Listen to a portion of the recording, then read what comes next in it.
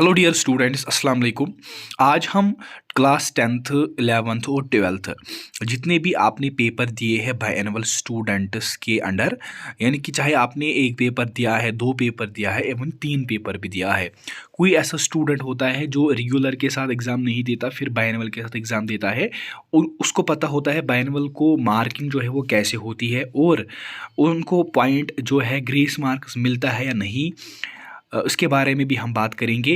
और जो मार्किंग रहेगी इस साल बाइनोल स्टूडेंट्स की, वो कैसे रहेगी, आपने पेपर कितना किया होगा और कितने मार्क्स मिल जाएंगे आपको, इस वीडियो में हम लोग यही बात करने वाले हैं। ठीक, करना है क्या आपको, वीडियो को आपने एंड तक देखना है। अगर आप नए हो तो चैनल को ज़रूर सब्सक्राइब करके बेल आइकन ऑन करना, क्योंकि लेटेस्ट अपडेट जो भी आता है स्टूडेंट्स के रिगार्डिंग मैं सबसे पहले यहाँ पर अपलोड करता हूँ। ठीक, इसलिए अगर आप नए हो तो चैनल को ज़रूर सब्सक्राइब करना, और व्हाट्सएप ग्रुप में अभी तक अगर ज्वाइन नहीं हो तो वीडियो एंड होने के बाद आप डायरेक्टली वहाँ पर ज्वाइन हो सकते हो। ठीक, सबसे पहले आपको मैं बता दूंगा कि जो भी आपने पेपर किया हुआ है, ठीक है ना। सबसे पहले मैं बाइनोमियल स्टूडेंट्स की बात करूंगा।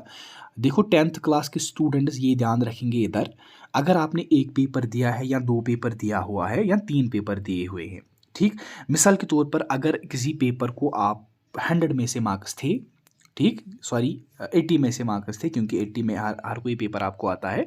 80 में से आपको पेपर था, आपने जो टच किए हैं, क्योंकि हम कश्मीर में कहते हैं, जम्मू में कहते हैं कि आपने कितना टच किया है 80 में से। कोई कहता है कि मैंने 70 किया है, कोई कहता है मैंने 60 किया है, कोई कहता है मैंने 50 किया है।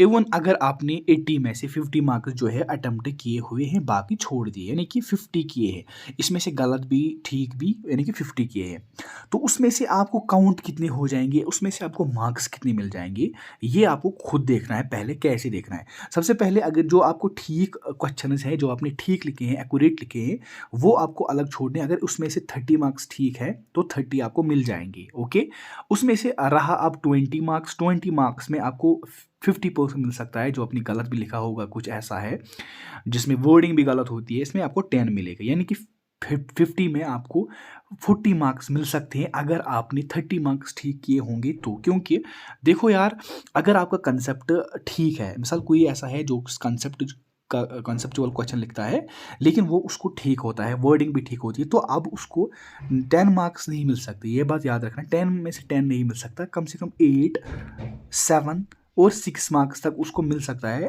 10 मार्क्स नहीं मिल सकते, क्योंकि खुद बच्चा जब लिखता है तो उसमें गलतियां होती है। अब रहा सवाल कि इस साल जो है मार्किंग कैसे होगी।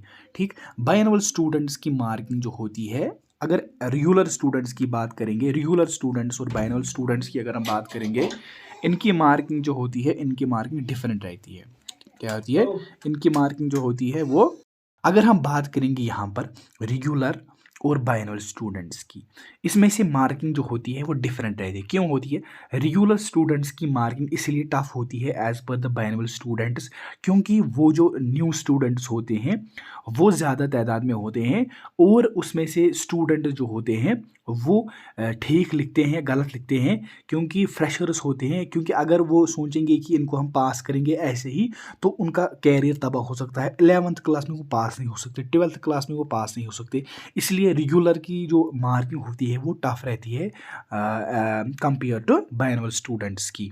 अगर बाइनोमियल स्टूडेंट्स की बात करेंगे, बाइनोमियल स्टूडेंट ऐसा होता है, अगर मिसाल के तौर पर 26 मार्क्स पास है आउट ऑफ 80 में से, 26 पास है 10th क्लास के स्टूडेंट्स को, अगर मान लो उसको आते हैं 23 मार्क्स, ठीक, 23, तो वो आपको वहाँ पर 3 मार्क्स दे सकता है, क्योंकि गवर्नमेंट ने ऐलान किया है कि अब एक साल में 2 एग्जाम्स लिए जाएंगे, क्योंकि स्टूडेंट्स प्रेशर में आता है, खुदकुशी करता है, सुसाइड करता है, क्योंकि हमने सोचा कि अब हम ट्वाइस एग्ज़ाम रखेंगे 1 ईयर में, इसलिए उन्होंने कहा कि पहले वो एग्ज़ाम देगा फिर दूसरी बार देगा, जिसमें ज़्यादा प्रेफरेंस होगी, जिसमें ज़्यादा परसेंटेज होगी, वही उसको मार्क्स कार्ड में मिल जाएगा।